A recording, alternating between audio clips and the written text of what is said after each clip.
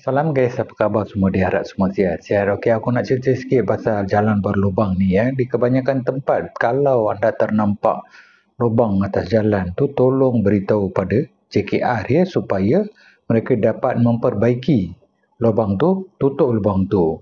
Macam dalam kes ni, seorang penunggang wanita ya, dia cedera.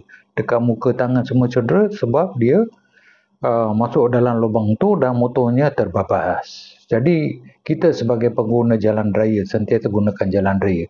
Kalau ternampak lubang atas jalan tu, tolonglah report pada JKR supaya mereka dapat buat sesuatu untuk tampak jalan ke ataupun menyelenggara terus jalan sepanjang jalan yang berlubang-lubang tu ya. Jangan ada yang penunggang motosikal yang amat-amat bahaya.